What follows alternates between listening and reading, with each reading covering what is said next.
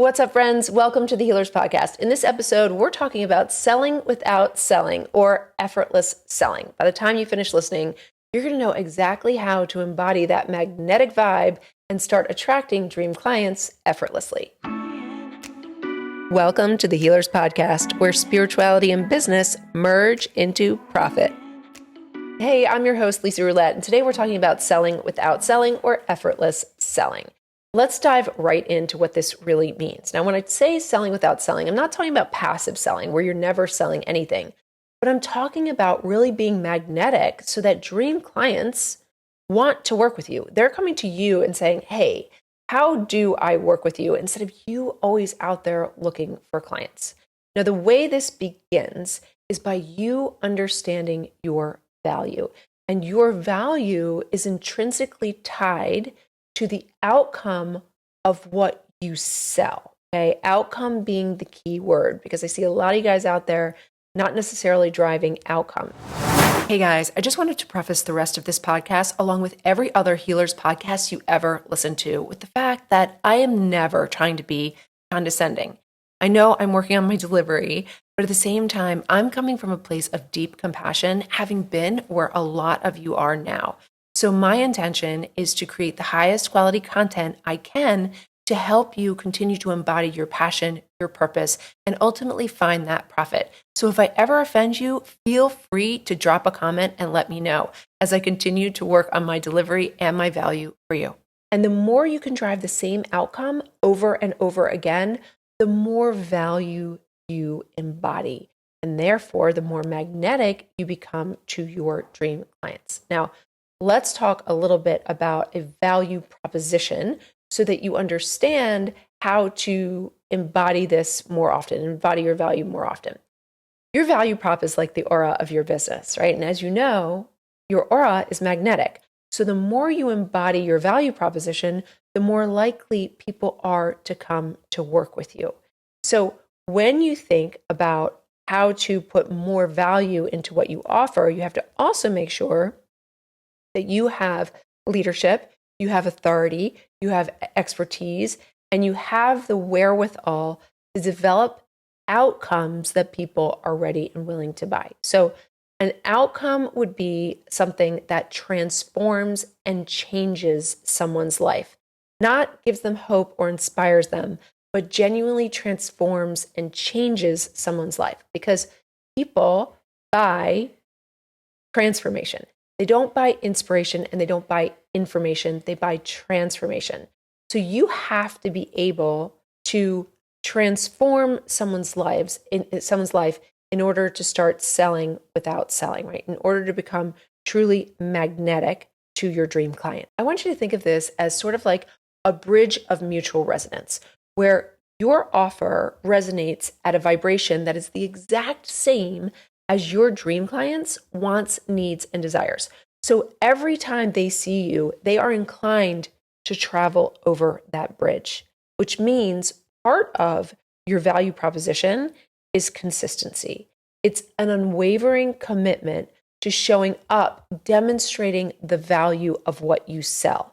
It's not the random post about politics, or the random post about your dogs, or the random post about ranting about some unrelated something to what you do. Like, you really need to focus and concentrate on what you offer and why your offer is so valuable. Now, if you haven't built value into your offer yet, or you don't understand how to build value into your offer, go to the video that I demonstrate how I finally flipped the switch from a broke spiritual life coach to surpassing six figures, because I show you exactly what I did to actually build value. All right. And I'll link that in the description of the podcast below.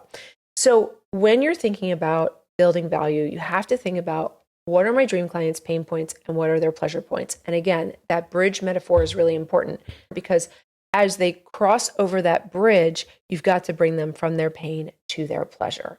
So I was talking to a therapist the other day. This is pretty interesting. Very, very bright woman who wants to build her brand and her business outside of the traditional insurance model. And I said, all right, well, so what outcomes do you drive? And she was like, well, I mean, I drive an outcome every session. What are you talking about? I was like, okay, well, tell me what the outcomes are. And she's like, well, they're all different. And I'm like, well, okay, well, you can't build a brand and a business outside of the insurance vertical with micro outcomes, right? You need outcomes that are repeatable. And that is really important because the more you can demonstrate that you drive one specific outcome for one dream client avatar, the more likely you are to become magnetic, all right? That is so important. So what we're working on is finding that one valuable outcome that she can focus on in order to show up with the leadership and authority that demonstrates that she can indeed drive that outcome. Now, you can drive multiple outcomes, but they should always be in a vertical, right? They should always be on an ascended path.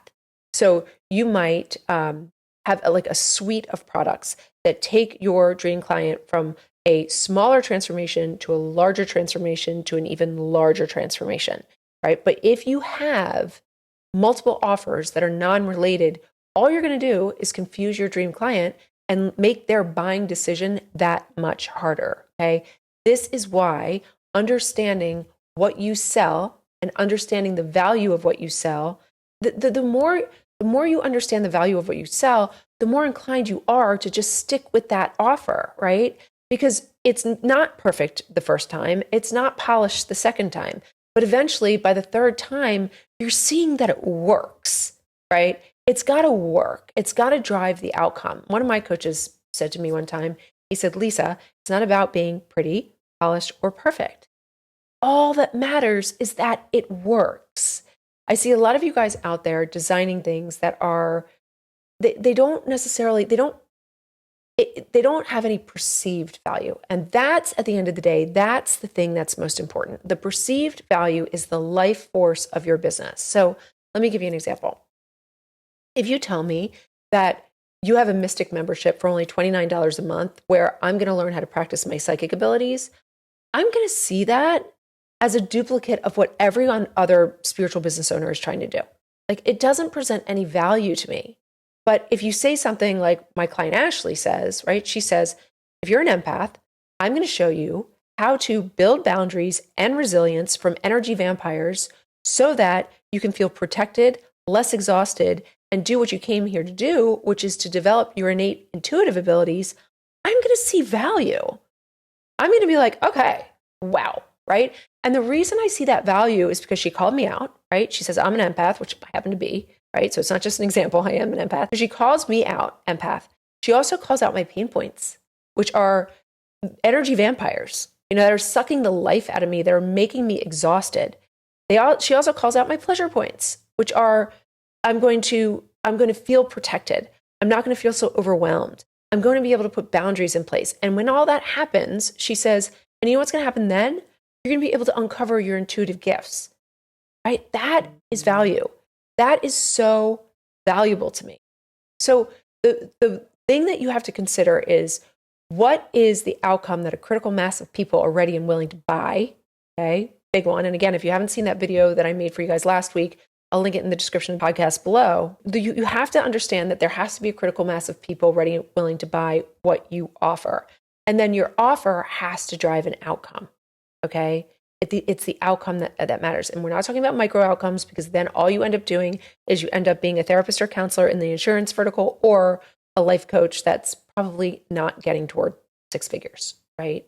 Unless you're in like the fitness vertical, which of course, that's significantly easier to sell without selling, because if you're in shape, people are going to go, she knows what she's doing, right? But that's another point, that you need to embody what you offer. And this is really about the consistency of showing up with your offer and not the randomness that people are posting about. Don't be random. Demonstrate your leadership and authority and embody the outcome. When Ashley shows up, she is an empath. She is a psychic. She is an intuitive channel. She's a witch. And so she embodies the frequency of the outcome. And that's just so important, because a lot of people are just showing up. It's like completely unrelated to what you can actually do. And I'm not suggesting that you are anything less than magic. I believe in you wholeheartedly. I wouldn't be on this side of the business, as in business coaching, if I didn't believe that there were so many healers and spiritual business owners and witches and astrologers. If I didn't believe in you guys so much, I would never be doing this work. I believe in you. but you have to drive outcomes, and that those outcomes are in you. They are in you. You just have to find them, and then you have to embody them. All right. All right. If you loved this episode, please consider subscribing and sharing with someone you love or admire. And as always, here is to your passion, your purpose, and of course, to profit.